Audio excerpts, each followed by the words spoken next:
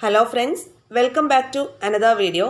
ഇന്ന് LP-UP സിലബസിലെ കേരള ചരിത്രം എന്ന ഭാഗത്ത് ദേശീയ പ്രസ്ഥാനം കേരളത്തിൽ ഈ ടോപ്പിക്കിൻ്റെ അണ്ടറിൽ വരുന്ന തിരുവിതാംകൂർ എന്ന ഏരിയയിൽ സ്വദേശാഭിമാനി രാമകൃഷ്ണപിള്ള എന്ന സബ് ടോപ്പിക്കാണ് ഇന്നത്തെ ക്ലാസ്സിൽ നമ്മൾ പഠിക്കാനായിട്ട് പോകുന്നത്. ഏറ്റവും ആദ്യം നമുക്ക് സ്വദേശാഭിമാനി രാമകൃഷ്ണപിള്ളയെക്കുറിച്ച് പഠിക്കാം. ഓക്കെ, സ്വദേശാഭിമാനി രാമകൃഷ്ണപിള്ള എന്ന പേര് PSC പഠിക്കുന്ന എല്ലാ ഉദ്യോഗാർത്ഥികളും കേട്ടിരിക്കും അല്ലേ? ആരാണ് സ്വദേശാഭിമാനി രാമകൃഷ്ണപിള്ള? എന്തൊക്കെയാണ് അദ്ദേഹത്തിൻ്റെ കോൺട്രിബ്യൂഷൻസ്? എന്തുകൊണ്ടാണ് ഇദ്ദേഹം ഇമ്പോർട്ടൻ്റ് ആയ ഒരു വ്യക്തിയായിട്ട് മാറിയത്? ഈ കാര്യങ്ങളൊക്കെയാണ് നമ്മൾ പഠിക്കാനായിട്ട് പോകുന്നത്. അപ്പോൾ ആദ്യം അദ്ദേഹത്തിൻ്റെ ജീവിത കാലഘട്ടം നമുക്ക് നോക്കാം. 1878 മുതൽ 1916 വരെയാണ് അദ്ദേഹത്തിൻ്റെ ജീവിത കാലഘട്ടം. അപ്പോൾ 1878 മെയ് 25-നാണ് അദ്ദേഹത്തിൻ്റെ ജനനം.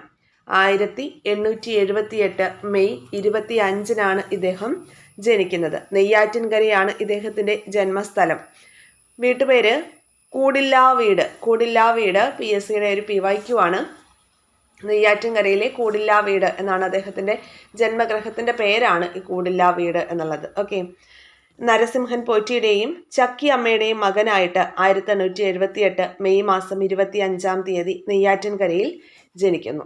ഓക്കെ, അച്ഛൻ്റെ അമ്മയുടെയും പേരൊന്നും ഇമ്പോർട്ടൻ്റ് അല്ല, ഒരാളെ ഇൻട്രൊഡ്യൂസ് ചെയ്യുമ്പോൾ നമ്മൾ അങ്ങനെ പറയണമല്ലോ, അതുകൊണ്ട് പറഞ്ഞതാണ്. പിന്നെ ഇദ്ദേഹത്തിൻ്റെ ഭാര്യ നാണിക്കുട്ടി അമ്മയായിരുന്നു ഇദ്ദേഹത്തിൻ്റെ ആദ്യ ഭാര്യ. ഓക്കെ, നമ്മൾ റാങ്ക് ഫയലിലൊക്കെ നോക്കുമ്പോൾ കല്യാണിക്കുട്ടി അമ്മ എന്നായിരിക്കും കാണുന്നത്. കല്യാണിക്കുട്ടി അമ്മ ഇദ്ദേഹത്തിൻ്റെ രണ്ടാം ഭാര്യയാണ്. ഓക്കെ, ആ ഒരു കാര്യം ഓർത്ത് വയ്ക്കുക. പിന്നെ കല്യാണിക്കുട്ടി അമ്മയുമായി ബന്ധപ്പെട്ട് നമുക്ക് 1-2 പോയിന്റ്സ് ഒക്കെ വരുന്നുണ്ട്, അതൊക്കെ നമുക്ക് പഠിക്കാം. അപ്പം നമുക്ക് ഇദ്ദേഹത്തിൻ്റെ ബാക്കി കാര്യങ്ങളിലേക്ക് വരാം. ഇദ്ദേഹം എങ്ങനെയാണ് പ്രശസ്തനായി മാറുന്നത്? അതായത് നമ്മുടെ അബ്ദുൾ ഖാദർ മൗലവി അല്ലേ, 1905 തിരുവനന്തപുരത്ത് 5 തെങ്ങിൽ സ്വദേശാഭിമാനി പത്രം ആരംഭിക്കുന്നുണ്ട്. ആരാണ് സ്വദേശാഭിമാനി പത്രത്തിൻ്റെ സ്ഥാപകൻ? ആരാണ്? അബ്ദുൾ ഖാദർ മൗലവിയാണ്. സ്വദേശാഭിമാനി പത്രം, സ്വദേശാഭിമാനി. ഈ സ്വദേശാഭിമാനി രാമകൃഷ്ണപിള്ള എന്നാണ് നമ്മൾ പഠിക്കുന്നത് അല്ലേ. സ്വദേശാഭിമാനി എന്ന പേര് നമുക്ക് സുപരിചിതമാണ്. അപ്പോൾ സ്വദേശാഭിമാനി എന്ന പത്രം സ്റ്റാർട്ട് ചെയ്തത് ആരാണ്? അബ്ദുൾ ഖാദർ മൗലവിയാണ്. അബ്ദുൾ ഖാദർ മൗലവി.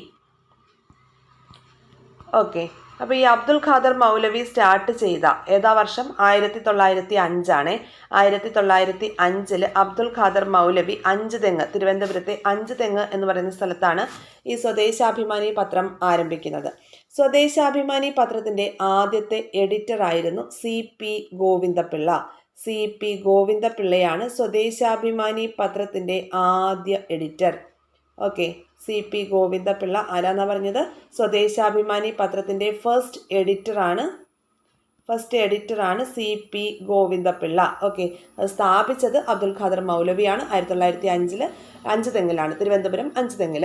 സ്വദേശാഭിമാനി പത്രത്തിൻ്റെ ആദ്യത്തെ എഡിറ്റർ ആയിരുന്നു CP ഗോവിന്ദപിള്ള. പിന്നീട് 1906 ആയപ്പോൾ, 1905 ആരംഭിച്ചത്, 1906 ആയപ്പോൾ എന്താണ്, നമ്മുടെ K രാമകൃഷ്ണപിള്ള ഇതിൻ്റെ എഡിറ്ററായിട്ട് ചുമതലയേൽക്കുകയാണ്. K രാമകൃഷ്ണപിള്ളയായി പിന്നീട് ചുമതലയേൽക്കുന്നത്. ഓക്കെ, എഡിറ്ററായിട്ട് സ്ഥാനമേറ്റു. ഓക്കെ, പിന്നെ ഇദ്ദേഹം എന്ന് പറയുമ്പോൾ ഇദ്ദേഹത്തിൻ്റെ ഒരു പ്രത്യേകത എന്ന് പറയുമ്പോൾ പൗരാവകാശങ്ങൾക്കൊക്കെയായി വാദിച്ചു. അതുപോലെ രാജാധികാരത്തെയൊക്കെ ചോദ്യം ചെയ്തുകൊണ്ടുള്ള ലേഖനങ്ങളൊക്കെ അദ്ദേഹം ഈ പത്രത്തിലൂടെ എഴുതി. സർക്കാരിൻ്റെ അഴിമതിയും ഭരണവൈകല്യങ്ങളും അങ്ങനെ വിമർശന വിധേയമാകേണ്ട വിഷയങ്ങളെല്ലാം അദ്ദേഹം ഈ ഒരു പത്രത്തിലൂടെ ചർച്ച ചെയ്യുകയാണ്. അങ്ങനെ തിരുവിതാംകൂറിലെ ദിവാനായിട്ടുള്ള P രാജഗോപാലാചാര്യയ്ക്ക് എതിരെ നിരന്തരമായ വിമർശനങ്ങൾ ഈ സ്വദേശാഭിമാനി പത്രത്തിലൂടെ ഇദ്ദേഹം എഴുതിക്കൊണ്ടേയിരുന്നു. ഓക്കെ, അങ്ങനെ വന്നപ്പോൾ P രാജഗോപാലാചാരി ദിവാനായിരുന്നു. അദ്ദേഹം എന്ത് ചെയ്തു? എഡിറ്ററായ നമ്മുടെ സ്വദേശാഭിമാനി രാമകൃഷ്ണപിള്ളയ്ക്കെതിരെ അതിനുള്ള ആക്ഷൻസ് എടുക്കുകയാണ്. ഓക്കെ, അപ്പോൾ അങ്ങനെയാണ് ഇദ്ദേഹം നാട് കടത്തപ്പെടുന്നത്. ഓക്കെ, തിരുവിതാംകൂറിൽ നിന്ന് നാട് കടത്തപ്പെട്ട ആദ്യത്തെ പത്രാധിപരാണ് സ്വദേശാഭിമാനി രാമകൃഷ്ണപിള്ള. അപ്പോൾ ഇദ്ദേഹത്തെ നാട് കടത്തിയ ഈ ഒരു ഡേറ്റ് വളരെ ഇമ്പോർട്ടൻ്റ് ആണ്, ഒരുപാട് തവണ ചോദിച്ചിട്ടുണ്ട്. നാട് കടത്തിയ ഡേറ്റ് 1910 സെപ്റ്റംബർ 1910 സെപ്റ്റംബർ 26 ഇദ്ദേഹത്തെ നാട് കടത്തിയത്. 1910 സെപ്റ്റംബർ 26 നമ്മുടെ സ്വദേശാഭിമാനി രാമകൃഷ്ണപിള്ളയെ നാട് കടത്തുകയാണ്. എങ്ങോട്ടാണ് നാട് കടത്തുന്നത്? തിരുനെൽവേലിയിലേക്കാണ് നാട് കടത്തുന്നത്. സ്വദേശാഭിമാനി രാമകൃഷ്ണപിള്ളയെ നാട് കടത്തിയ സ്ഥലം ഏതാണ്? തിരുനെൽവേലിയാണ്. ഓക്കെ. എന്നിട്ട് ഈ സമയത്ത് ദിവാനായിരുന്നത് പി രാജഗോപാലാചാരി ആയിരുന്നു എന്ന് നമ്മൾ പറഞ്ഞു. അതുപോലെ തന്നെ ആ സമയത്ത് തിരുവിതാംകൂർ രാജാവ് ശ്രീമൂലം തിരുനാളാണ്. ശ്രീമൂലം തിരുനാൾ. അപ്പോൾ ഇദ്ദേഹത്തിൻ്റെ നാട് കടത്തലുമായി ബന്ധപ്പെട്ടുകൊണ്ട് അദ്ദേഹത്തിൻ്റെ ഒരു ആത്മകഥയുണ്ട്. ആ ആത്മകഥയുടെ പേര് തന്നെ എൻ്റെ നാട് കടത്തൽ എന്നുള്ളതാണ്. ഓക്കെ, എൻ്റെ നാട് കടത്തൽ എന്നുള്ളതാണ്. മൈ ബാനിഷ്മെൻറ്റ്, അതാണ് ആത്മകഥയുടെ പേര്. സ്വദേശാഭിമാനി രാമകൃഷ്ണപിള്ളയുടെ ആത്മകഥ എൻ്റെ നാട് കടത്തൽ. ഓർത്ത് വെച്ചേക്കുക ഒരു പോയിന്റ്. തിരുനെൽവേലിയിലേക്കാണ് നാട് കടത്തിയത്. ആ സമയത്ത് തിരുവിതാംകൂർ രാജാവ് ശ്രീമൂലം തിരുനാളായിരുന്നു എന്ന പേര് ഓർത്തു വയ്ക്കുക. പിന്നെ തിരുവിതാംകൂർ ദിവാനായിരുന്ന ഈ പി രാജഗോപാലാചാരിക്കെതിരെ ഒരുപാട് സദാചാര വിരുദ്ധ പ്രവർത്തനങ്ങളൊക്കെ വിമർശിച്ചുകൊണ്ട് രാമകൃഷ്ണപിള്ള ഒരു മുഖപ്രസംഗം എഴുതിയിട്ടുണ്ടായിരുന്നു. അതിൻ്റെ പേരാണ് ഗർഹ്യമായ നടത്തം. ഗർഹ്യമായ നടത്തം എന്നുള്ളതായിരുന്നേ. ഗർഹ്യമായ നടത്തം. ഗർഹ്യമായ നടത്തം ഇതായിരുന്നു തിരുവിതാംകൂർ ദിവാനായിരുന്ന പി രാജഗോപാലാചാര്യയുടെ സദാചാര വിരുദ്ധ പ്രവർത്തനങ്ങളെല്ലാം വിമർശിച്ചുകൊണ്ട് രാമകൃഷ്ണപിള്ള എഴുതിയ മുഖപ്രസംഗം. ഇത് എഴുതിയത് എന്നാണ്? 1910 ഓഗസ്റ്റ് 24 ഓഗസ്റ്റ് 24. ഇനി ഇദ്ദേഹം നാട് കടത്തിയത് കണ്ടോ എന്നാണ്? 1910 സെപ്റ്റംബർ മാസം 26 അതായത് ഈ ഗർഹ്യമായ നടത്തം എന്ന പേരിൽ ഒരു മുഖപ്രസംഗം എഴുതിയല്ലോ. അപ്പോൾ ഈ മുഖപ്രസംഗത്തിൽ പറഞ്ഞിരുന്നത് ആരെക്കുറിച്ചാണ്? പി രാജഗോപാലാചാര്യയെ കുറിച്ചാണ്.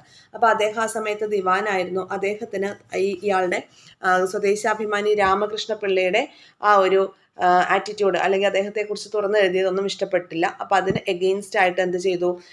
ഇദ്ദേഹം രാജഗോപാലാചാരി നമ്മുടെ രാമകൃഷ്ണപിള്ളയെ തിരുനെൽവേലിയിലേക്ക് നാട് കടത്തുകയാണ് ചെയ്തത്. നാട് കടത്തിയ ഡേറ്റ് എന്നാണ്? 1910 സെപ്റ്റംബർ 26.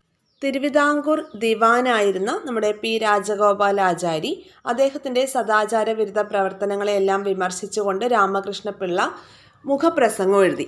ഓക്കെ, മുഖപ്രസംഗം എഴുതി. ഏതിലാണ് എഴുതിയത്? സ്വദേശാഭിമാനി പത്രത്തിൽ. ഓക്കെ, ഗർഹ്യമായ നടത്തം എന്ന പേരിലായിരുന്നു അങ്ങനെ ഒരു മുഖപ്രസംഗം എഴുതിയത്.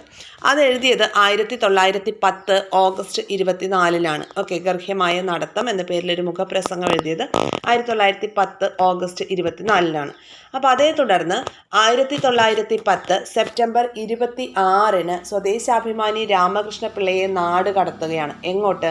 തിരുനെൽവേലിയിലേക്കാണ് നാട് കടത്തുന്നത്. അപ്പോൾ ഈ സമയത്ത് തിരുവിതാംകൂർ രാജാവായിരുന്നത് ശ്രീമൂലം തിരുനാളായിരുന്നു. ദിവാൻ ആരായിരുന്നു? നമ്മൾ പറഞ്ഞു പി രാജഗോപാലാചാരി ആയിരുന്നു. അതുപോലെ തിരുവിതാംകൂർ രാജാവായിരുന്നത് ശ്രീമൂലം തിരുനാളും ആയിരുന്നു. ഓക്കെ, എന്നിട്ട് അദ്ദേഹത്തെ തിരുനെൽവേലിയിലേക്ക് നാട് കടത്തി. ആ സമയത്ത് അദ്ദേഹത്തിൻ്റെ ആത്മകഥ എഴുതുന്നുണ്ട് അല്ലേ? അപ്പോൾ ആത്മകഥയിൽ അദ്ദേഹം ഈ ഒരു സംഭവങ്ങളൊക്കെ വളരെ വിപുലമായി തന്നെ എഴുതുന്നുണ്ട്. അദ്ദേഹത്തിൻ്റെ ആത്മകഥയുടെ പേര് തന്നെ ഇങ്ങനെയാണ്, എൻ്റെ നാടു കടത്തൽ എന്നുള്ളതാണ്. എൻ്റെ നാടു കടത്തൽ എന്നുള്ളതാണ് ആത്മകഥയുടെ പേര്. മൈ ബാനിഷ്മെൻറ്റ് എന്നുള്ളതാണ്. ഇനി വൃത്താന്ത പത്രപ്രവർത്തനം എന്ന് പറയുന്ന ഒരു പുസ്തകമുണ്ട്. വൃത്താന്ത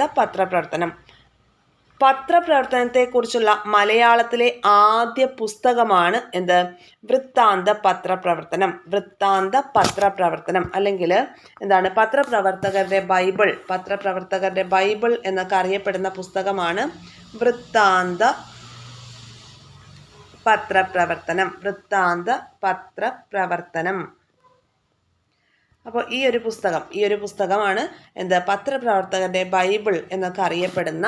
ഇത് ആരുടെ കൃതിയാണ്? നമ്മുടെ സ്വദേശാഭിമാനി രാമകൃഷ്ണപിള്ളയുടെ കൃതിയാണ്. രാമകൃഷ്ണപിള്ളയുടെ ഒരു കൃതിയാണിത്, പത്രപ്രവർത്തകരുടെ ബൈബിൾ. ഇത് ചോദിച്ചിട്ടുള്ളതാട്ടോ, അതാണ് വീണ്ടും എടുത്തു പറയുന്നത്. പത്രപ്രവർത്തകരുടെ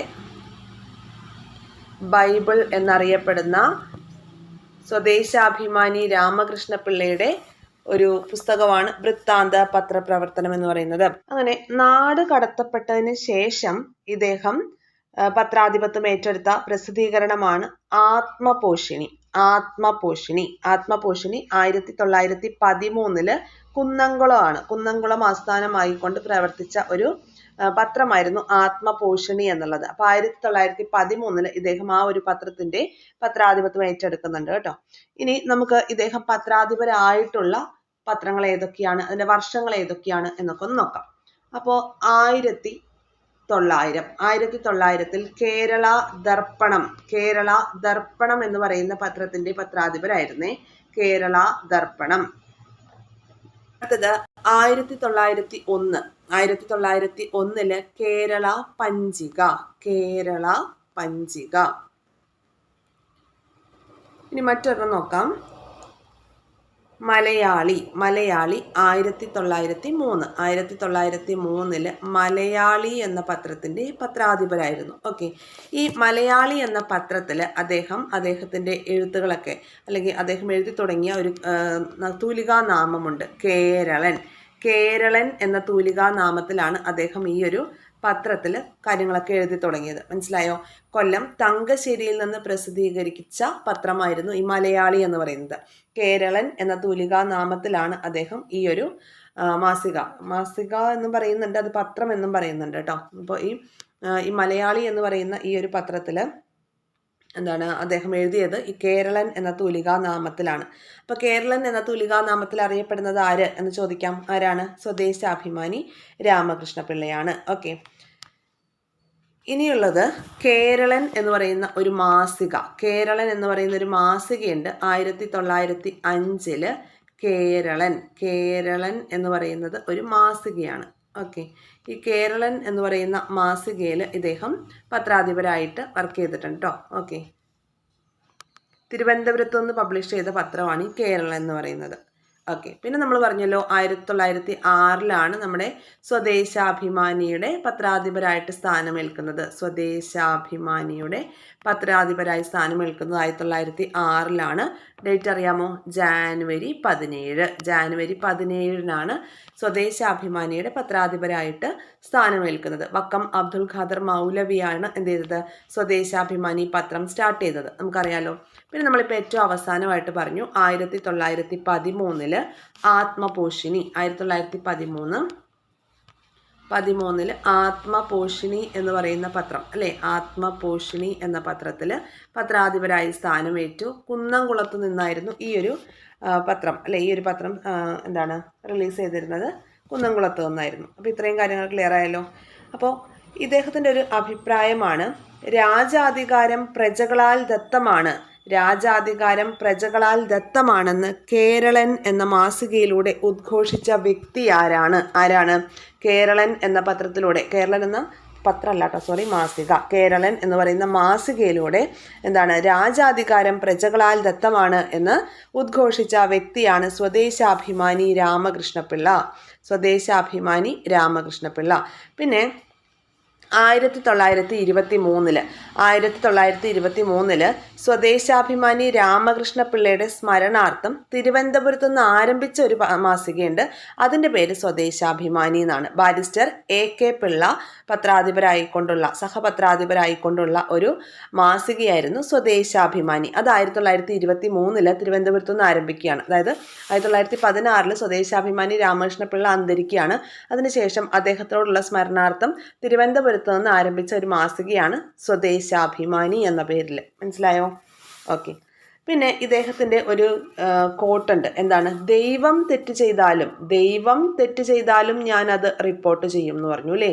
ദൈവം തെറ്റ് ചെയ്താലും ഞാനത് റിപ്പോർട്ട് ചെയ്യും എന്ന് പറഞ്ഞ കോട്ടാരുടെയാണ്? സ്വദേശാഭിമാനി രാമകൃഷ്ണപിള്ളയുടെയാണ്. അതുപോലെ നമ്മൾ വിട്ടുപോയൊരു പോയിന്റ് ഉണ്ട്. എന്തായിരുന്നു? ഭയലോഭ കൗടില്യങ്ങൾ വളർക്കില്ലൊരു നാടിനെ. ഭയലോഭ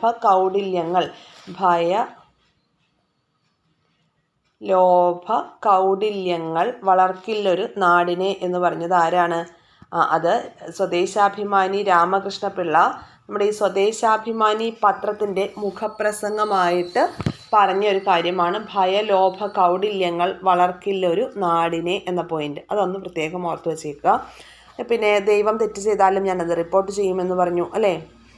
ഭയലോഭ കൗടില്യങ്ങൾ വളർക്കില്ലൊരു നാടിനെ. സ്വദേശാഭിമാനിയുടെ മുഖപ്രസംഗമാണ് അത്. അതും കൂടി ആലോചിച്ച് വെച്ചേക്കാം.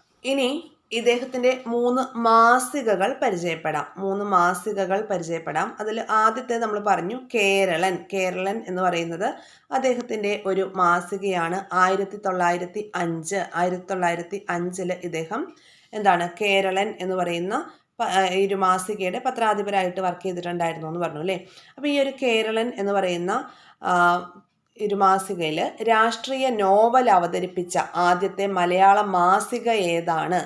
അത് കേരളനാണ്. അതായത് ഉദയഭാനു, പാറപ്പുറം എന്നൊക്കെ പറയുന്ന രാഷ്ട്രീയ നോവലുകൾ വന്നത് ഈ ഒരു മാസികയിലാണ്. ഇത് എഴുതിയത് ആരാണ്? കെ നാരായണ ഗുരുക്കളുടെ ഉദയഭാനു, അതുപോലെ പാറപ്പുറം, ഈ രാഷ്ട്രീയ നോവലുകളാണ് കേരളൻ എന്ന് പറയുന്ന മാസികയിൽ അവതരിപ്പിച്ചത്. ഓക്കെ, രാഷ്ട്രീയ നോവൽ അവതരിപ്പിച്ച ആദ്യത്തെ മലയാള മാസികയാണ് കേരളൻ, ഓർത്തു വയ്ക്കണം. ഇനി അടുത്തതൊന്നാണ് ശാരദ.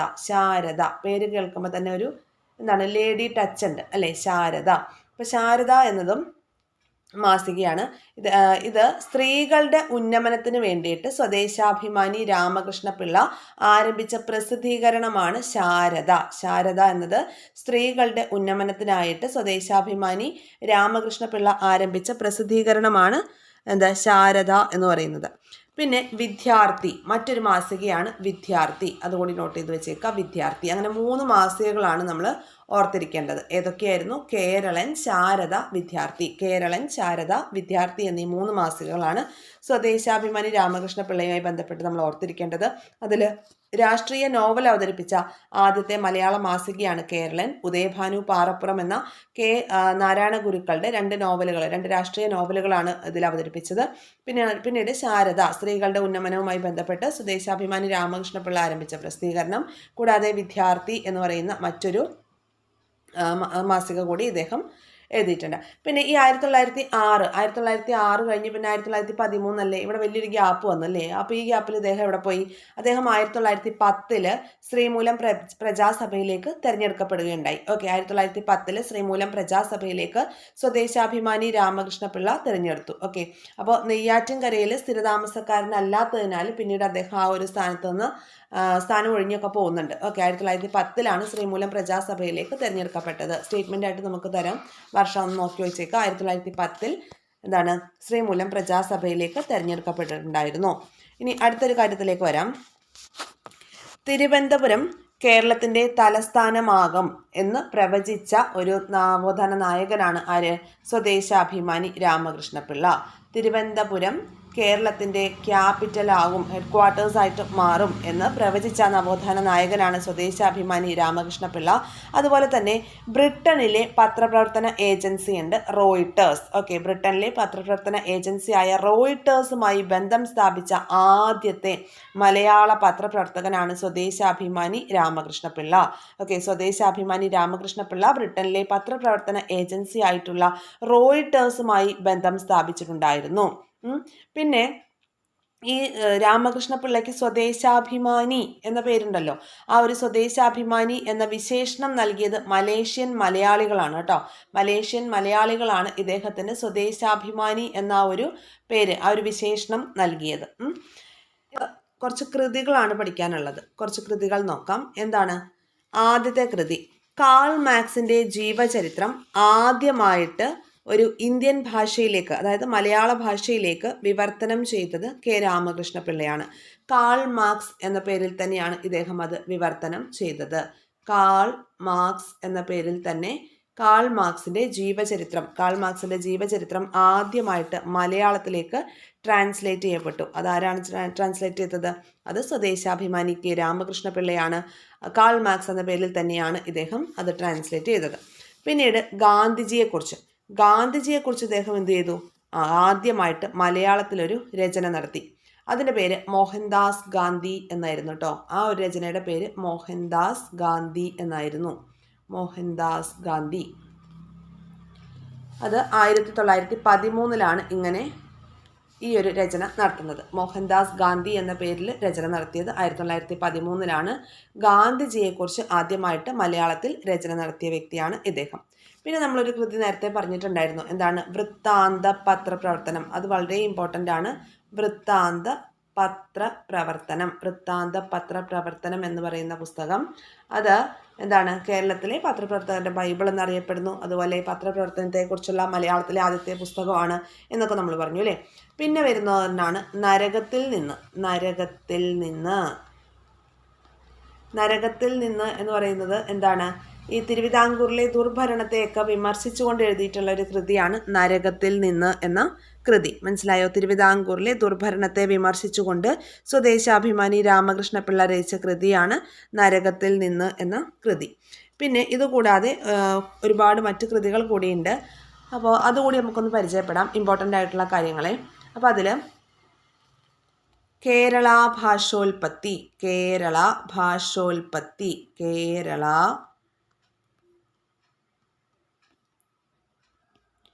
ഭാഷോൽപത്തി എന്നുള്ളത് ഒരു കൃതിയാണ്. അതുപോലെ ബാലകലേശം നിരൂപണം, ഇത് ഇമ്പോർട്ടൻ്റ് ആണ്, ഒന്ന് നോട്ട് ചെയ്ത് വെച്ചേക്കാം, ചോദിച്ചിട്ടുള്ളതാണ്. ബാലകലേശം നിരൂപണം. പിന്നെ ഡൽഹി ദർബാർ, ഇതൊക്കെ അദ്ദേഹത്തിൻ്റെ കൃതികളാണ്. പിന്നെ സോക്രട്ടീസ് എന്ന് പറഞ്ഞ കൃതിയുണ്ട്. ബെഞ്ചമിൻ ഫ്രാങ്ക്ലിൻ ഉണ്ട്. പിന്നെ പത്രധർമ്മം എന്ന് പറയുന്ന കൃതിയുണ്ട്. അങ്ങനെ ഒരുപാട് കൃതികൾ ഇദ്ദേഹത്തിൻ്റെ ഉണ്ട്. അപ്പോൾ ഇതിൽ ഇമ്പോർട്ടൻ്റ് ആയിട്ടുള്ള കാര്യങ്ങളൊക്കെയാണ് നമ്മൾ പറഞ്ഞത്, അത്രയും ഓർത്ത് വെച്ചേക്കണം. പിന്നെ ഇദ്ദേഹം മരണപ്പെട്ടത് 1916 മാർച്ച് മാസം 28-ാം തീയതിയാണ്. 916 ആണ്. 1916 മാർച്ച് 28-നാണ് ഇദ്ദേഹം അന്തരിക്കുന്നത്. ഇനി ഇദ്ദേഹത്തിൻ്റെ സ്മാരകം, ശവകുടീരം അല്ലെ സ്മാരകം പയ്യാമ്പലത്താണ് സ്ഥിതി ചെയ്യുന്നത്. സ്വദേശാഭിമാനി സ്മാരകം സ്ഥിതി ചെയ്യുന്നത് പയ്യാമ്പലം, കണ്ണൂർ. അതുപോലെ ഇദ്ദേഹത്തിൻ്റെ പ്രതിമയുണ്ട്. പ്രതിമ സ്ഥാപിച്ചിരിക്കുന്നത് പാളയത്താണ്, തിരുവനന്തപുരത്ത് പാളയത്താണ് സ്ഥാപിച്ചിരിക്കുന്നത്. പിന്നെ നമ്മൾ ഓൾറെഡി പറഞ്ഞല്ലോ, ഇദ്ദേഹത്തിൻ്റെ ഭാര്യയെക്കുറിച്ച് നമ്മൾ പറഞ്ഞു. ഈ ഭാര്യ എന്ന് പറയുമ്പോൾ രണ്ടാമത്തെ ഭാര്യയാണ് ബി കല്യാണിക്കുട്ടിയമ്മ. സ്വദേശാഭിമാനിയെക്കുറിച്ച് അദ്ദേഹത്തിൻ്റെ ഭാര്യയായിട്ടുള്ള ബി കല്യാണിക്കുട്ടിയമ്മ എഴുതിയ ഒരു കൃതിയാണ് വ്യാഴവട്ട സ്മരണകൾ. ബി കല്യാണിക്കുട്ടിയമ്മ നമ്മുടെ സ്വദേശാഭിമാനി രാമകൃഷ്ണ പിള്ളയെക്കുറിച്ച് എഴുതിയ ഓർമ്മക്കുറിപ്പാണെന്ത്? വ്യാഴവട്ട സ്മരണകൾ എന്ന് പറയുന്ന പുസ്തകം. ഓക്കെ, അപ്പോൾ അതോ ഇത്രയും ക്ലിയർ ആയല്ലോ. പിന്നെ ഇനി ഒരു പുരസ്കാരമാണ് പഠിക്കാനായിട്ടുള്ളത്, സ്വദേശാഭിമാനി കേസരി പുരസ്കാരം. സ്വദേശാഭിമാനി കേസരി പുരസ്കാരം എന്ന് പറയുമ്പോൾ മാധ്യമപ്രവർത്തന രംഗത്തെ മികവിന് കേരള ഗവൺമെൻറ് നൽകുന്ന ഏറ്റവും വലിയ പുരസ്കാരമാണ് സ്വദേശാഭിമാനി കേസരി പുരസ്കാരം. എന്താണ്? മാധ്യമപ്രവർത്തന രംഗത്തെ മികവിന് കേരള ഗവൺമെൻറ് നൽകുന്ന ഏറ്റവും വലിയ പുരസ്കാരമാണ് സ്വദേശാഭിമാനി കേസരി പുരസ്കാരം എന്ന് പറയുന്നത്. അതൊന്ന് നോട്ട് ചെയ്തിരിക്കുക. പിന്നെ അതുപോലെ അദ്ദേഹത്തിൻ്റെ മകളാണ് ഗോമതി. അപ്പോൾ എന്താ ഇങ്ങനെ സ്ലാഷ് ഇട്ട് എഴുതിയെന്ന് വെച്ചാൽ, ഗോമതി എന്ന് പറയുമ്പോൾ ഇത് കണ്ടോ, സ്വദേശാഭിമാനി രാമകൃഷ്ണ പിള്ള അദ്ദേഹത്തിൻ്റെ ഒരേ ഒരു മകൾക്ക് കൊടുത്ത പേരാണ് ഗോമതി എന്നുള്ളത്.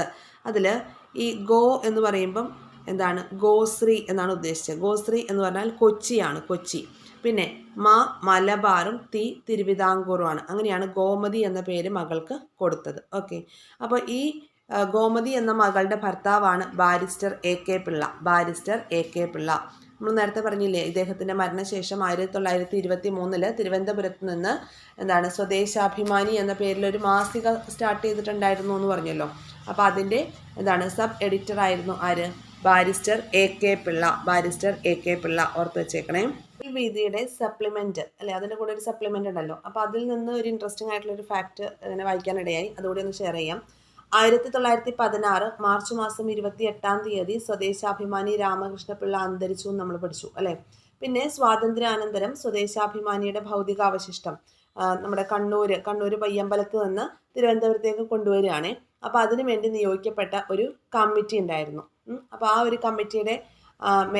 കമ്മിറ്റിയുടെ കാര്യങ്ങളൊക്കെ നോക്കി നടത്തിയിരുന്ന ആ ഒരു സമയത്തെ മേയർ ആയിരുന്നത് എസ് വരദരാജൻ എന്ന് പറഞ്ഞൊരു വ്യക്തിയാണ്. ഈ എസ് വരദരാജൻ ആരാന്നറിയാമോ? സ്വദേശാഭിമാനിയെ നാട് കടത്തിയല്ലോ ആര്? പി രാജഗോപാലാചാരി. അദ്ദേഹത്തിൻ്റെ മകനായിരുന്നു എസ് വരദരാജൻ. ഓക്കെ, അപ്പോൾ ഇതൊരു കോയിൻസിഡൻസ് പോലെ തോന്നി, അപ്പോൾ അതുകൊണ്ട് ജസ്റ്റ് പറഞ്ഞു എന്നേ ഉള്ളൂ. എന്തായിരുന്നു സംഭവം? പയ്യമ്പലത്തായിരുന്നു ഇദ്ദേഹത്തിൻ്റെ എന്താ സ്മാരകം എന്ന് നമ്മൾ പറഞ്ഞു, പയ്യാമ്പലത്തായിരുന്നു. അപ്പോൾ സ്വാതന്ത്ര്യാനന്തരം സ്വദേശാഭിമാനിയുടെ ഭൗതിക അവശിഷ്ടം കണ്ണൂരിൽ നിന്ന് തിരുവനന്തപുരത്തേക്ക് കൊണ്ടുവരികയാണ്. അപ്പോൾ ഇതിനു വേണ്ടി നിയോഗിക്കപ്പെട്ട ഒരു കമ്മിറ്റി ഉണ്ടായിരുന്നു. ആ കമ്മിറ്റിയുടെ കാര്യദർശി എന്നറിയപ്പെടുന്നത് DC കിഴക്കേമുറി എന്ന് പറയുന്ന ഒരു വ്യക്തിയാണ്. അതൊന്നും നമുക്ക് ആവശ്യമില്ല. അപ്പോൾ ഇതൊരു ഇൻട്രസ്റ്റിംഗ് ആയിട്ടുള്ള കാര്യമായിട്ട് തോന്നിയുകൊണ്ട് ഷെയർ ചെയ്തതാണ്. ആ സമയത്ത് മേയർ ആയിരുന്നത് S വരദരാജനാണ്. സ്വദേശാഭിമാനിയെ നാട് കടത്തിയിട്ടുള്ള P രാജഗോപാലാചാര്യയുടെ മകനായിരുന്നത്രേ ഇദ്ദേഹം. ഓക്കെ, പിന്നെ ഈ കൂടില്ലാ വീട് എന്ന് പറയുന്ന ഇദ്ദേഹത്തിൻ്റെ തറവാടുണ്ടല്ലോ, സ്വദേശാഭിമാനി രാമകൃഷ്ണ പിള്ളയുടെ നെയ്യാറ്റിൻകരയിലുള്ള കൂടില്ലാ വീട്, അത് തിരുവനന്തപുരം പ്രസ് ക്ലബിന് നൽകിയത് സുരേഷ് ഗോപിയാണ്. സുരേഷ് ഗോപി 2014 ഡിസംബർ 29 ഇത് പ്രസ് ക്ലബിന് വേണ്ടിയിട്ട് നൽകുകയാണ്. അങ്ങനെ ഒരു കാര്യം കൂടി നമുക്ക് അറിയാനായിട്ട് സാധിച്ചു. അപ്പോൾ ഇത്രയും കാര്യങ്ങളാണ് സ്വദേശാഭിമാനി രാമകൃഷ്ണ പിള്ളയുമായിട്ട് നമുക്ക് പഠിക്കാനായിട്ടുള്ളത്. പിന്നെ ഈ ഭാഗത്ത് നിന്ന് ചോദിച്ചിട്ടുള്ള 1-2 ചോദ്യങ്ങൾ നമുക്ക് നോക്കാം.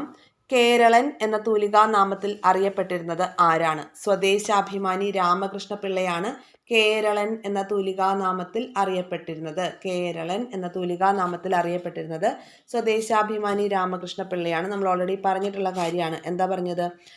ഈ കേരളൻ എന്ന തൂലികാ നാമത്തിൽ മലയാളി എന്ന പത്രത്തിലാണ് ഇദ്ദേഹം ആദ്യമായിട്ട് എഴുതി തുടങ്ങിയത് എന്ന്, അല്ലേ? പിന്നെ ചോദിച്ചിട്ടുള്ളത് വൃത്താന്ത പത്രപ്രവർത്തനത്തെക്കുറിച്ചാണ്. അതെന്താണ്? കേരളത്തിലെ പത്രപ്രവർത്തകരുടെ ബൈബിൾ എന്നറിയപ്പെടുന്ന സ്വദേശാഭിമാനിയുടെ കൃതിയാണ്. പത്രപ്രവർത്തനത്തെക്കുറിച്ചുള്ള മലയാളത്തിലെ ആദ്യത്തെ പുസ്തകമാണ് അത്. അപ്പോൾ അതൊന്ന് ഓർത്ത് വെച്ചേക്കുക. അതുപോലെ ഇദ്ദേഹത്തെ നാട് കടത്തിയ ഡേറ്റ് 1910 സെപ്റ്റംബർ 26. ഇദ്ദേഹത്തിൻ്റെ ആത്മകഥ എന്താണ്? എൻ്റെ നാട് കടത്തൽ. സ്വദേശാഭിമാനി പത്രം ആരംഭിച്ചത് ആര്? വക്കം അബ്ദുൽ ഖാദർ മൗലവി. 1905 5 തെങ്ങിൽ നിന്നാണ്. പിന്നെ സ്വദേശാഭിമാനി രാമകൃഷ്ണ പിള്ള ഇതിൻ്റെ എഡിറ്ററായി ചാർജ് ഏറ്റത് 1906. 1906 ജനുവരി മാസം 17-ാം തീയതിയാണ് സ്വദേശാഭിമാനി പത്രത്തിൻ്റെ എഡിറ്ററായിട്ട് അദ്ദേഹം ചാർജ് ഏറ്റത്. എന്തിനു വേണ്ടിയിട്ടാണ് നാട് കടത്തിയത്? തിരുവിതാംകൂർ ദിവാനായിരുന്ന P രാജഗോപാലാചാര്യക്കെതിരെയുള്ള നിരന്തര വിമർശനങ്ങൾ നടത്തി, അല്ലേ? ആ ഒരു എന്ത് പേരിലാണ് ഇദ്ദേഹം? ഗർഹ്യമായ നടത്തം എന്ന പേരിലായിരുന്നു ഇദ്ദേഹത്തെക്കുറിച്ചുള്ള വിമർശനങ്ങളൊക്കെ പത്രത്തിൽ എഴുതിയത്. അങ്ങനെ പത്രവും കണ്ടുകെട്ടി ഇദ്ദേഹത്തെ നാട് കടത്തുകയും ചെയ്തു. അപ്പോഴാണ് നമ്മുടെ വക്കം അബ്ദുൽ ഖാദർ മൗലവി പറയുന്നത് എന്ത്? എൻ്റെ പത്രാധിപരില്ലാതെ എനിക്ക് എന്തിനാണ് പത്രവും അച്ചുകൂടവും എന്ന് പറഞ്ഞത്. അതൊന്ന് ഓർത്ത് വയ്ക്കണം കേട്ടോ.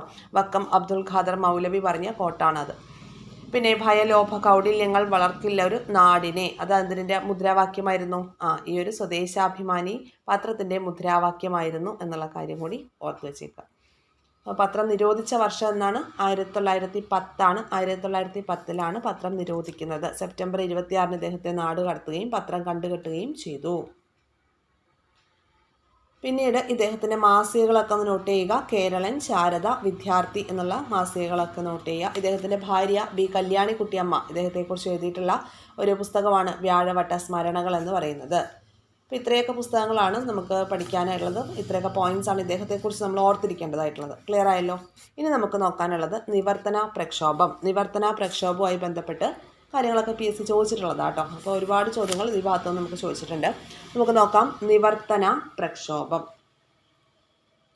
നിവർത്തന പ്രക്ഷോഭം. നിവർത്തന പ്രക്ഷോഭം എന്ന് പറയുമ്പോൾ നമ്മൾ കഴിഞ്ഞ ദിവസം ഒരു കോഡ് പറഞ്ഞിരുന്നു, അല്ലേ? എന്തായിരുന്നു കോഡ്? ഉഗ്നി. ഉഗ്നി എന്ന് നമ്മൾ ഈ സർക്കിളിൽ ഇട്ട് വയ്ക്കും. എന്നിട്ട് ഇവിടെ 30, 31, 32 എന്ന് എഴുതുമെന്ന് പറഞ്ഞു. എന്താണ് ഉഗ്നി എന്ന് പറയുമ്പോൾ? ഉപ്പ് സത്യാഗ്രഹം, ഗുരുവായൂർ സത്യാഗ്രഹം, നിവർത്തന പ്രക്ഷോഭം. സർക്കിൾ ഇട്ട് വയ്ക്കുന്നത് എന്തിനാണ്? റൗണ്ട് ടേബിൾ കോൺഫറൻസ് ആണ്. 30 ഒന്നാം വട്ടമേശ സമ്മേളനം, 31 രണ്ടാം വട്ടമേശ സമ്മേളനം, മൂന്നാം വട്ടമേശ സമ്മേളനം 1932. അതുപോലെ തന്നെ നിവർത്തന പ്രക്ഷോഭം നടക്കുന്നതും 1932. 1932. അപ്പോൾ നിവർത്തന പ്രക്ഷോഭത്തിൻ്റെ ഡേറ്റ് നമുക്ക് കിട്ടി. എന്താണ്? 1932 ആണ് നിവർത്തന പ്രക്ഷോഭം. സർക്കാർ ഉദ്യോഗങ്ങളിലും നിയമസഭയിലും ജനസംഖ്യ ആനുപാതികമായിട്ട് സംവരണം വേണം. എന്താണ്? സർക്കാർ ഉദ്യോഗങ്ങളിലും നിയമസഭയിലും ജനസംഖ്യ ആനുപാതികമായി സംവരണം വേണമെന്ന് ആവശ്യപ്പെട്ടുകൊണ്ട് ക്രിസ്ത്യൻ, മുസ്ലിം, ഈഴവ സമുദായക്കാർ 1932 ആരംഭിച്ച പ്രക്ഷോഭമാണ് നിവർത്തന പ്രക്ഷോഭം, അല്ലേ? സർക്കാർ ഉദ്യോഗങ്ങളിലും നിയമസഭകളിലും ജനസംഖ്യ ആനുപാതികമായിക്കൊണ്ട് സംവരണം വേണം എന്ന് പറഞ്ഞുകൊണ്ട് ആരംഭിച്ച പ്രക്ഷോഭമാണ് നിവർത്തന പ്രക്ഷോഭം. ഓക്കെ, ഈ കേരളത്തിൽ സാമുദായിക സംവരണം ലഭിക്കുന്നതിന് കാരണമായിട്ടുള്ള പ്രക്ഷോഭം ഏതാണ്? നിവർത്തന പ്രക്ഷോഭമാണ്. നിവർത്തന പ്രക്ഷോഭം. അപ്പോൾ ഈ ഒരു നിവർത്തന പ്രക്ഷോഭത്തിന് പിന്നിൽ പ്രവർത്തിച്ച ഒരു സംഘടനയുണ്ട്. ആ സംഘടനയുടെ പേരാണ് എന്ത്? അഖില തിരുവിതാംകൂർ. അഖില തിരുവിതാംകൂർ എന്താണ്? അഖില തിരുവിതാംകൂർ സംയുക്ത രാഷ്ട്രീയ സമിതി. രാഷ്ട്രീയ സമിതി. അഖില തിരുവിതാംകൂർ സംയുക്ത രാഷ്ട്രീയ സമിതി എന്നുള്ള, അതായത് all Travancore joint political conference, ഇതാണ് ഈ ഒരു സംഘടനയാണ് നിവർത്തന പ്രക്ഷോഭത്തിന് പിന്നിൽ പ്രവർത്തിച്ചത്. അത് ഓർത്ത് വെച്ചേക്കണം. അതിൻ്റെ പ്രധാനപ്പെട്ട നേതാക്കളാണ് സി കേശവൻ. സി കേശവൻ. മറ്റൊരു നേതാവാണ് N P Joseph. N P Joseph. C Keshavan, N P Joseph എന്നിവരാണ് അഖില തിരുവിതാംകൂർ സംയുക്ത രാഷ്ട്രീയ സമിതിയുടെ നേതാക്കളായിട്ട് അറിയപ്പെടുന്നത്. ഇനി ഈ സി കേശവനെ കുറിച്ച് നമുക്കറിയാലോ. എന്താണ്? കോഴഞ്ചേരി പ്രസംഗമൊക്കെ നടത്തിയത് അല്ലേ? കോഴഞ്ചേരി പ്രസംഗം നടത്തി സിംഹള സിംഹം എന്നറിയപ്പെട്ടു. 1935 കോഴഞ്ചേരി പ്രസംഗം. അത് ഇമ്പോർട്ടൻ്റ് ആണ്, PSC ചോദിക്കാറുള്ളതാണ്. കോഴഞ്ചേരി പ്രസംഗം നടത്തിയ വ്യക്തിയാണ് സി കേശവൻ എന്ന് പറയുന്നത്. അതുപോലെ തന്നെ സിംഹള സിംഹം എന്നറിയപ്പെടുന്നത് സി കേശവനാണ്. പിന്നെ നമ്മൾ പഠിച്ചിട്ടുണ്ടായിരുന്നു എന്താണ്? പാലിയം സത്യാഗ്രഹം മാറ്റപ്പാടം മൈതാനത്ത് വെച്ച് ഉദ്ഘാടനം ചെയ്തത് സി കേശവനാണെന്നല്ലേ? അപ്പോൾ അതൊക്കെ ഓർക്കുക. പിന്നെ നിവർത്തനം എന്ന വാക്ക്. നിവർത്തനം എന്ന വാക്ക് കൊണ്ടുവന്നത് ആരാ? നിവർത്തനം എന്ന വാക്കിൻ്റെ ഉപജ്ഞാതാവാണ് IC ചാക്കോ. IC ചാക്കോ നിവർത്തന എന്ന വാക്ക് കൊണ്ടുവന്നത്, അല്ലെങ്കിൽ അതിൻ്റെ ഉപജ്ഞാതാവാണ് എന്ത്? ആര്? IC ചാക്കോ. IC ചാക്കോ. ഇനി നിവർത്തന പ്രക്ഷോഭത്തിൻ്റെ ജിഹ്വ എന്നറിയപ്പെടുന്നത്, ജിഹ്വ എന്ന വാക്കിൻ്റെ അർത്ഥം എന്താണ്? നാവ് എന്നാണ് കേട്ടോ. അപ്പോൾ നിവർത്തന പ്രക്ഷോഭത്തിൻ്റെ ജിഹ്വ എന്നറിയപ്പെടുന്ന പത്രമാണ് കേരള കേസരി. കേരള കേസരി നിവർത്തന പ്രക്ഷോഭത്തിൻ്റെ ജിഹ്വ എന്നറിയപ്പെടുന്ന പത്രം. ഇനി നിവർത്തന മെമ്മോറിയൽ. നിവർത്തന മെമ്മോറിയൽ നിരാകരിച്ച ദിവാൻ ആരാണ്? നിവർത്തന മെമ്മോറിയൽ നിരാകരിച്ച ദിവാനാണ് ടി ഓസ്റ്റിൻ. ടി ഓസ്റ്റിൻ എന്ന ദിവാനാണ് നിവർത്തന മെമ്മോറിയൽ നിരാകരിച്ചത്. ഓക്കെ, അതായത് പ്രക്ഷോഭം ആരംഭിക്കാൻ കാരണമായ ദിവാൻ ആരാന്ന് വെച്ചാൽ CP രാമസ്വാമി എന്ന് പറയണം. അതുപോലെ നിവർത്തന മെമ്മോറിയൽ നിരാകരിച്ച ദിവാൻ ആരായിരുന്നു? ടി ഓസ്റ്റിൻ ആയിരുന്നു. നിവർത്തന മെമ്മോറിയൽ ആർക്കാണ് സമർപ്പിച്ചത്? ചിത്തിര തിരുനാളിനാണ് സമർപ്പിച്ചത്.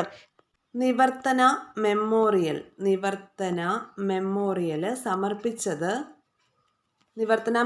സമർപ്പിച്ചത് 1933 1933 സമർപ്പിച്ചത്. ആർക്കാണ് സമർപ്പിച്ചത്? ചിത്തിര തിരുനാളിനാണ്. ഇനി നിവർത്തന മെമ്മോറിയൽ നിരാകരിച്ച ദിവാൻ ആര് എന്ന് ചോദിക്കുമ്പോൾ ടി ഓസ്റ്റിൻ്റെ പേര് വേണം നമ്മൾ പറയാൻ വേണ്ടിയിട്ട്. ടി ഓസ്റ്റിൻ ആണ് അത് നിരാകരിച്ചത്. സമർപ്പിച്ചത് ശ്രീ ചിത്തിര തിരുനാളിനായിരുന്നു. ഇനി നിവർത്തന പ്രക്ഷോഭം ആരംഭിക്കുന്ന സമയത്ത് ദിവാൻ ആരായിരുന്നു എന്ന് ചോദിച്ചാൽ അത് CP രാമസ്വാമി ആയിരുന്നു കേട്ടോ. CP രാമസ്വാമി ആയിരുന്നു ഈ നിവർത്തന പ്രക്ഷോഭം ആരംഭിക്കുന്ന സമയത്ത് ദിവാനായിരുന്നത്. ക്ലിയർ ആയല്ലോ ഇത്രയും കാര്യങ്ങൾ. ഇനി നിവർത്തന പ്രക്ഷോഭത്തിൻ്റെ നേതാക്കളെ കുറിച്ച് നമുക്കൊന്ന് നോക്കാം. ആരൊക്കെയാണ്? NV ജോസഫ്, ഓൾറെഡി നമ്മൾ പറഞ്ഞില്ലേ NV ജോസഫ്. പിന്നെ TM Varghese. NV Joseph, TM Varghese. പിന്നെ ആരാണ്? അബ്ദുറഹിമാൻ സാഹിബ്.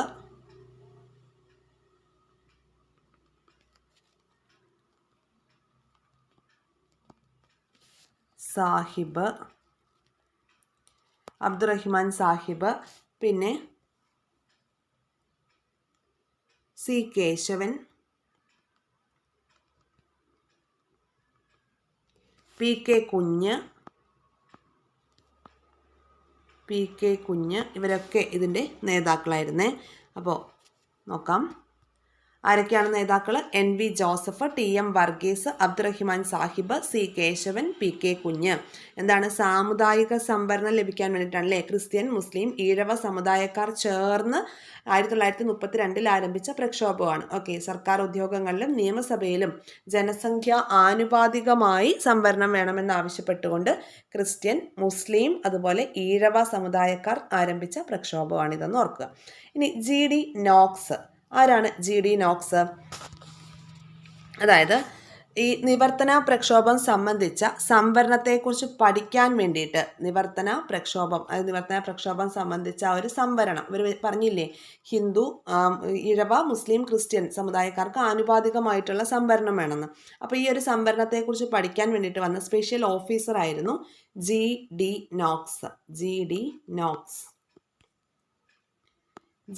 നോക്സ്. ഓക്കെ, അപ്പോൾ തിരുവിതാംകൂർ പബ്ലിക് സർവീസ് കമ്മീഷൻ്റെ ആദ്യത്തെ public service commissioner G D. Knox. Okay, ആദ്യത്തെ പബ്ലിക് സർവീസ് കമ്മീഷണർ ആയിരുന്നു ഇദ്ദേഹം. അപ്പോൾ ഇദ്ദേഹം പഠനമൊക്കെ നടത്തി. ഇദ്ദേഹം ഹൈക്കോടതി ജഡ്ജൊക്കെ ആയിട്ട് സേവനം അനുഷ്ഠിച്ചിട്ടുള്ള വ്യക്തിയാണ്. ഓക്കെ, അങ്ങനെ 1934 ഇദ്ദേഹം ഇത് പഠന വിഷയമാക്കുന്നത്. അങ്ങനെ പഠന വിഷയമാക്കിക്കൊണ്ട് ഇദ്ദേഹം പറയുകയാണ്, മൊത്തം ജനസംഖ്യയുടെ 2% സമുദായത്തിന് മൊത്തം ജനസംഖ്യയുടെ 2% സമുദായത്തിന് വർഗീയ പ്രാതിനിധ്യം നൽകണം എന്നുള്ള ഒരു കൺക്ലൂഷനിലേക്കാണ് ഇദ്ദേഹം എത്തിച്ചേരുന്നത്. മനസ്സിലായോ? ജി.ഡി. നോക്സ് കണ്ടെത്തുന്നത് ഇങ്ങനെയാണ്, മൊത്തം ജനസംഖ്യയുടെ 2% സമുദായത്തിന് വർഗീയ പ്രാതിനിധ്യം നൽകണം എന്നുള്ള ഒരു കൺക്ലൂഷനിലേക്ക് അദ്ദേഹം എത്തിച്ചേർന്നു. അപ്പോൾ ഇത്രയും കാര്യങ്ങളാണ് നമുക്ക് നിവർത്തന പ്രക്ഷോഭവുമായി ബന്ധപ്പെട്ടുകൊണ്ട് പഠിക്കാനായിട്ടുള്ളത്. ഡൗട്ടുകൾ എന്തെങ്കിലും ഉണ്ടോ? പറഞ്ഞ കാര്യങ്ങളൊക്കെ മനസ്സിലായോ? അപ്പോൾ ഒന്നുകൂടി നമുക്ക് നോക്കാം. നിവർത്തന പ്രക്ഷോഭം 1932 അല്ലെ, ഉഗ്നി എന്ന കോഡ് ഓർത്ത് വെച്ചേക്കുക. നിവർത്തന പ്രക്ഷോഭമൊക്കെ നമുക്ക് കാലഗണനാക്രമത്തിലാക്കാനൊക്കെ ചോദിക്കാം. അപ്പോൾ ഇയർ നമുക്ക് അറിയണം. 1932 തിരുവിതാംകൂർ ചരിത്രത്തിലെ ഏറ്റവും ശക്തമായിട്ടുള്ള രാഷ്ട്രീയ പ്രക്ഷോഭമാണ് നിവർത്തന പ്രക്ഷോഭം എന്ന് നമുക്ക് പറയാം. 1932 കറക്റ്റ് ഡേറ്റ് പറയുകയാണെങ്കിൽ ഡിസംബർ 17 എന്ന ഡേറ്റും കൂടി ഒന്ന് നോട്ട് ചെയ്ത് വെച്ചേക്കാം.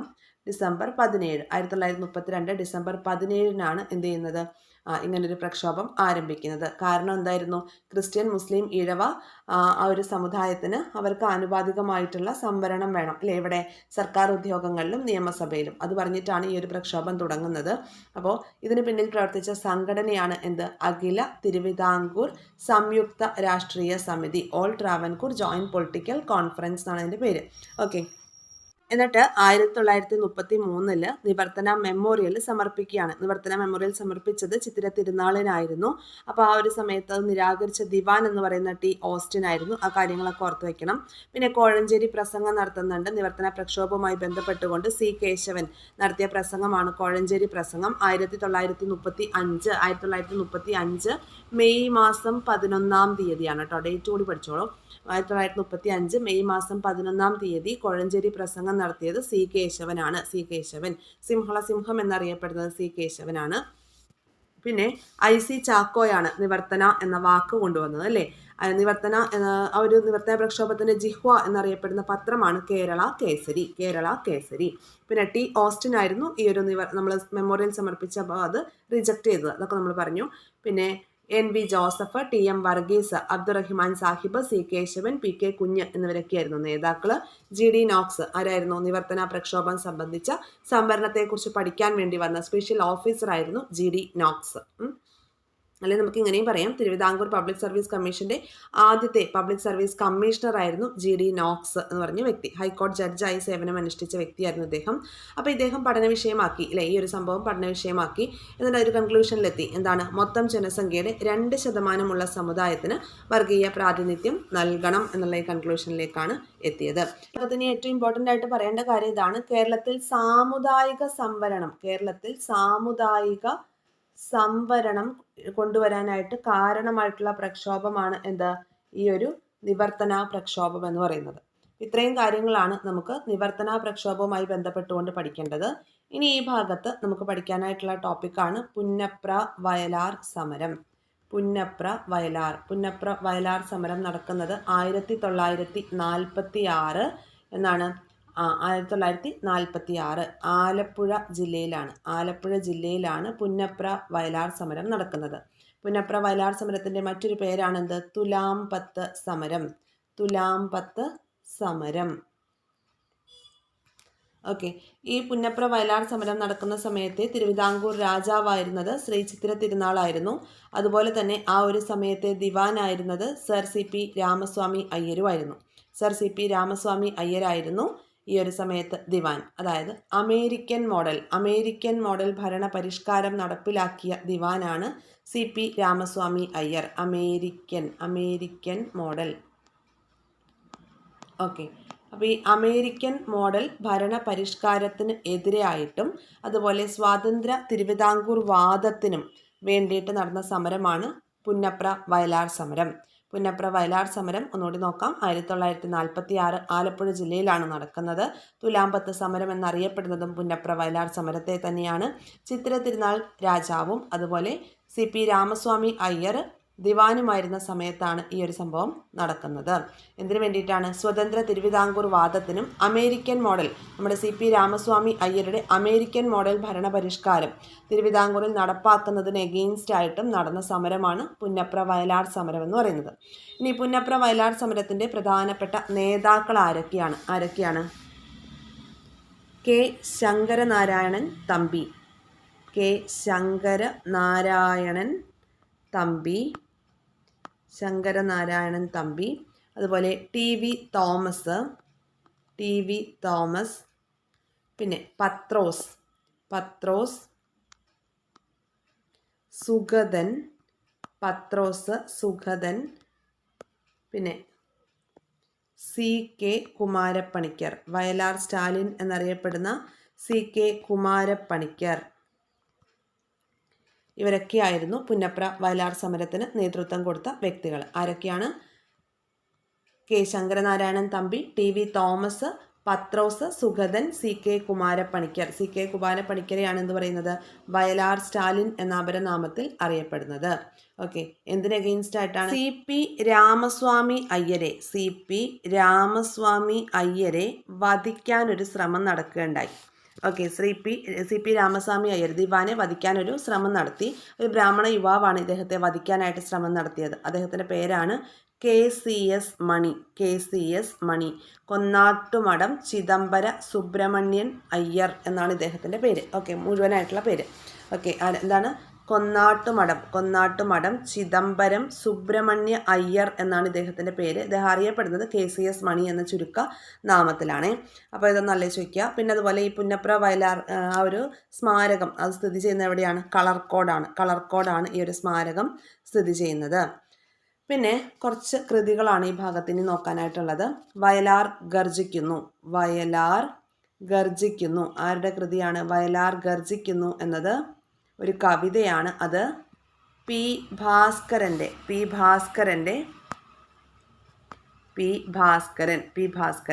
അതുപോലെ പതാക എന്ന് പറയുന്നത് കെ സുരേന്ദ്രൻ്റെ കൃതിയാണ് പതാക.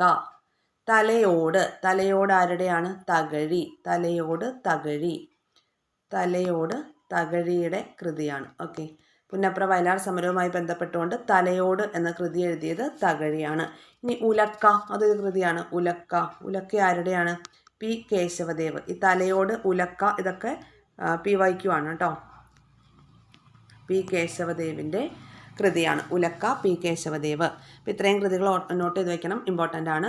വയലാർ ഗർജിക്കുന്നു എന്നത് കവിതയാണ്, P. ഭാസ്കരൻ്റെയാണ്. പതാക എന്നത് K. സുരേന്ദ്രൻ്റെ കൃതിയും തലയോട് തകഴിയുടെയും ഉലക്ക P. കേശവദേവിൻ്റെയും കൃതിയാണ്. മറ്റൊരു കൃതിയാണ് ഉഷ്ണരാശി കടപ്പുറത്തിൻ്റെ ഇതിഹാസം. ഉഷ്ണരാശി അതിൻ്റെ ബാക്കിയാണ് കരപ്പുറത്തിൻ്റെ ഇതിഹാസം. അത് ഒരു കൃതി. അത് നോക്കുക, 2018 വയലാർ അവാർഡ് ലഭിച്ച കൃതിയാണ്. VK മോഹൻകുമാർ ആണ് ഇത് എഴുതിയത്. VK മോഹൻകുമാറിൻ്റെ കൃതിയാണ് ഉഷ്ണരാശി കരപ്പുറത്തിൻ്റെ ഇതിഹാസം. 2018 വയലാർ അവാർഡ് ലഭിച്ച കൃതിയാണ് ഇത്. ഉഷ്ണരാശി കരപ്പുറത്തിൻ്റെ ഇതിഹാസം എന്ന് പറയുന്ന കൃതി. ഓക്കെ, അപ്പോൾ ഇത്രയും കൃതികൾ പഠിക്കണം. പിന്നെ അമേരിക്കൻ മോഡൽ അറബിക്കടലിൽ എന്നുള്ളതാണ് ഇതിൻ്റെ ഈ ഒരു പുന്നപ്ര വയലാർ സമരത്തിൻ്റെ മുദ്രാവാക്യം. ഓക്കെ, പിന്നെ ഈ പുന്നപ്ര വയലാർ സമരവുമായി ബന്ധപ്പെട്ട് നടന്നൊരു സംഭവമാണ് മാരാരിക്കുളം വെടിവെപ്പ്. അതൊന്ന് നോട്ട് ചെയ്ത് വെച്ചേക്കാം, അറിയാതെ പോവരുത്. മാരാരിക്കുളം വെടിവെപ്പ് നടന്നത്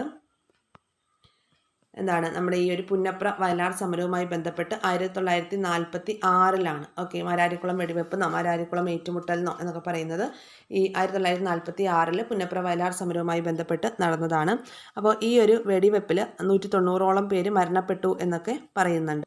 1947 August 1947 August 19 CP Ramaswamy Iyer Thiruvithamkoor വിട്ടു പോവുകയാണ്. ഓക്കെ, പിന്നീട് 1947 സെപ്റ്റംബർ 24 മഹാരാജാവ് ശ്രീ ചിത്തിര തിരുനാൾ ഉത്തരവാദ ഭരണം പ്രഖ്യാപിക്കുകയും ചെയ്യുന്നു. ഓക്കെ, അതായത് പൗരസ്വാതന്ത്ര്യത്തിനും ജനായത്ത ഭരണത്തിനും വേണ്ടി നടത്തിയ സമരമാണ് പുന്നപ്ര വയലാർ സമരം എന്നാണ് പറയപ്പെടുന്നത്. എന്താണ്? പൗരസ്വാതന്ത്ര്യത്തിനും ജനായത്ത ഭരണത്തിനും വേണ്ടി നടത്തിയ സമരമാണ് പുന്നപ്ര വയലാർ സമരം. അപ്പോൾ ഇതൊന്ന് ഓർത്ത് വെച്ചേക്കണം. 1947 ഓഗസ്റ്റ് 19 CP തിരുവിതാംകൂർ വിടുകയും 1947 സെപ്റ്റംബർ 24 ചിത്തിര തിരുനാൾ എന്ത് ചെയ്യുന്നു? ഉത്തരവാദ ഭരണം പ്രഖ്യാപിക്കുകയാണ് ചെയ്യുന്നത്. അതോടുകൂടിയിട്ട് ഇങ്ങനെയുള്ള ആധിപത്യത്തിൻ്റെ കീഴിൽ ജനങ്ങൾ ഒരുപാട് ആധിപത്യത്തിൻ്റെ കീഴിൽ വസിക്കേണ്ട ഒരു കാലഘട്ടം അവസാനിക്കുകയാണ് എന്ന് നമുക്ക് പറയാനായിട്ട് സാധിക്കും. അപ്പോൾ ഇത്രയും കാര്യങ്ങളാണ് തിരുവിതാംകൂറിൽ നടന്നിട്ടുള്ള ദേശീയ പ്രസ്ഥാനങ്ങൾ എന്ന് പറയുന്നത്. ഓക്കെ, ദേശീയ പ്രസ്ഥാനം കേരളത്തിൽ എന്ന ഭാഗത്ത് തിരുവിതാംകൂർ എന്ന ഏരിയയിൽ നമുക്ക് തന്നിട്ടുള്ള എല്ലാ ടോപ്പിക്സും നമുക്ക് കംപ്ലീറ്റ് ആയിട്ടുണ്ട്. നിവർത്തന പ്രക്ഷോഭം, പുന്നപ്ര വയലാർ സമരം, സ്വദേശാഭിമാനി രാമകൃഷ്ണപിള്ള, ഈ 3 ടോപ്പിക്കാണ് നമ്മൾ കംപ്ലീറ്റ് ചെയ്തത്. പിന്നെ ദേശീയ പ്രസ്ഥാനം കേരളത്തിൽ എന്ന് പറയുന്ന ഈ വീഡിയോസിൻ്റെ ഫസ്റ്റ് പാർട്ടിൽ നമ്മൾ മലയാളി മെമ്മോറിയൽ, ഈഴവ മെമ്മോറിയലൊക്കെ ചർച്ച ചെയ്തിട്ടുണ്ട്. അതായത് തിരുവിതാംകൂർ, ദേശീയ പ്രസ്ഥാനം കേരളത്തിൽ എന്ന് പറയുന്ന ടോപ്പിക്കിൻ്റെ സബ് ടൈറ്റിൽ തിരുവിതാംകൂർ, ആ ഒരു ടോപ്പിക്ക് കംപ്ലീറ്റ് ആയിട്ട് നമ്മളിപ്പോൾ കവർ ചെയ്തിട്ടുണ്ട്. ഓക്കെ, അപ്പോൾ നിങ്ങൾ സിലബസ് എടുത്ത് വെച്ചിട്ട് നമ്മൾ കവർ ചെയ്ത് പോകുന്ന ഭാഗങ്ങൾ ടിക്കറ്റ് പോവുക കേട്ടോ. അങ്ങനെ ആ ടിക്ക് ചെയ്ത് ഓരോ ഭാഗവും നമ്മൾ കംപ്ലീറ്റ് ചെയ്യുമ്പോൾ വല്ലാത്തൊരു സാറ്റിസ്ഫാക്ഷൻ ആയിരിക്കും നമുക്ക് കിട്ടുന്നത്. കൂടാതെ തന്നെ നെക്സ്റ്റ് വീക്ക് ഓൺവേർഡ്സ് നമ്മൾ LP UPയുടെ റിവിഷനും നമ്മുടെ ഒരു ടെലഗ്രാം ചാനലിൽ ആരംഭിക്കുന്നുണ്ട്. ഇപ്പോൾ SCERT സീരീസിൻ്റെ റിവിഷനാണ് പൊയ്ക്കൊണ്ടിരിക്കുന്നത്. കൂടാതെ അതോടൊപ്പം തന്നെ LP UP സിലബസിൻ്റെ റിവിഷനും ഡെയിലി പ്ലാനോട് കൂടിയിട്ടുള്ള റിവിഷനും വീക്ക്ലി എക്സാംസും ഒക്കെ നമ്മൾ ടെലഗ്രാം ചാനലിൽ കണ്ടക്ട് ചെയ്യും. അപ്പോൾ നമ്മുടെ ചാനൽ നിങ്ങൾക്ക് യൂസ്ഫുൾ ആകുന്നുണ്ടെങ്കിൽ ഇതുപോലെ തന്നെ നിങ്ങളുടെ ഫ്രണ്ട് സർക്കിളിലേക്ക് ഒന്ന് ഷെയർ ചെയ്ത് കൊടുക്കുക. ഓക്കെ, അവരും കൂടി നമ്മുടെ പഠനത്തിൽ ജോയിൻ ചെയ്യട്ടെ, അവരും കൂടി പഠിക്കട്ടെ. പിന്നെ നമ്മുടെ ക്ലാസ്സിനെ കുറിച്ചുള്ള അഭിപ്രായങ്ങളെല്ലാം കമൻറ്റ് ബോക്സിൽ രേഖപ്പെടുത്തുക. ചാനൽ സബ്സ്ക്രൈബ് ചെയ്ത് കാണാത്തവർ ചാനൽ സബ്സ്ക്രൈബ് ചെയ്ത് കാണുക, ലൈക്ക് ചെയ്യുക, ഹൈപ്പ് ചെയ്യുക. അഭിപ്രായങ്ങളെല്ലാം കമൻറ്റായിട്ട് തീർച്ചയായിട്ടും രേഖപ്പെടുത്താനായിട്ട് ശ്രദ്ധിക്കുക. നിങ്ങളുടെ റെസ്പോൺസിനനുസരിച്ച് തുടർന്നുള്ള ഓരോ ക്ലാസ്സുകളും നമ്മൾ കംപ്ലീറ്റ് ആക്കി പോകുന്നതായിരിക്കും. Thank you all.